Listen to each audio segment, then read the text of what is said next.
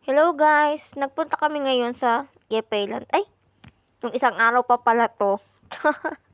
Kasi nga nung isang araw pa ako voice over nito, hindi ko matapos-tapos at naglalagang cellphone ko. Kailangan na yata ng kapalit.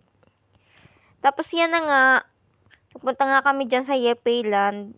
Yan yung pinakamalapit na mall dito sa Maider, dito sa Qatar. Dito lagi ang mga harakat. Ito kasi yung pinakamalapit na laruan dito sa lugar namin. Tapos yan, kahit kami man, tuwan-tuwa. Kasi never man kami nakapunta sa mga ganang lugar. Nahihirapan din ako mag-voice over kasi hindi ko alam yung boses ko, Batanggenya ba? Tapos ang arte-arte. Tapos yan, kasama namin ng mga harakat. Si Saba, hi Saba! Tuwan-tuwa yan dyan, nakagala. Tapos si Naba. Kasama din namin si Grace. Takbong-takbo yan. Kulit naman. Kala mo nakawala sa koral. Tapos nagpunta kami dyan sa palaruan. Ng mga kiddos. Tuwan-tuwa yan na sila dyan. Parang nakalabas sa koral.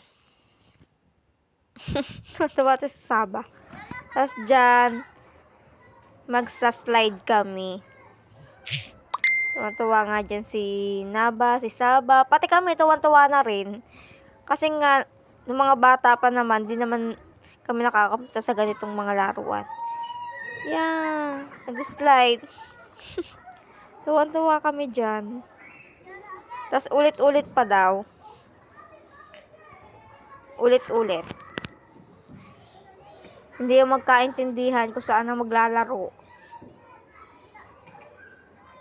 Ito lang yung kaligayahan ng mga harakat. Ang makapunta ng mall at maglaro sa palaruan. Sa part na yan, inintay kami ni Naba kaso may isang bata na gusto mag-slide. Kaya pinauna muna namin bago mag-slide ulit kami. After naming mapagod dyan, ang kailang paulit-ulit na slide, lumabas na kami. Ang hirap maghabol. Tapos dito naman kami sa mga ilaw-ilaw. Sobrang kakulit niyang si Saba. Tapos sunod, hanap-hanap kami ng iba pang masasakayan. Tapos yung si Naba, ang gusto nga dyan sa may mini stop spin. Mini stop spin. Hindi man lang siya natakot dyan. 3 minutes siyang nakasakay dyan. Paikot-ikot. Samantalang ako, sigaw-sigaw na ako dyan. Siya pakaway-kaway pa yan sa akin. Nangaasar pa yan. Patawa-tawa pa yan siya dyan. Tuwan-tuwa pa. Hindi man lang nahilo-hilo dyan sa pag-ikot-ikot niya.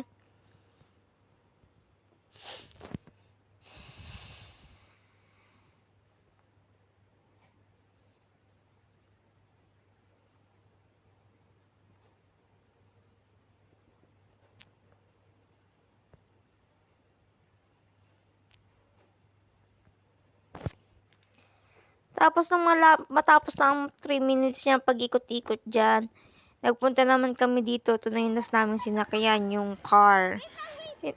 Tuwan-tuwa ako dyan kasi hindi kami marunong magmaneho. Tapos si Grace at saka si Saba, mambabangga pa. Yan lang yung last namin pinuntahan. At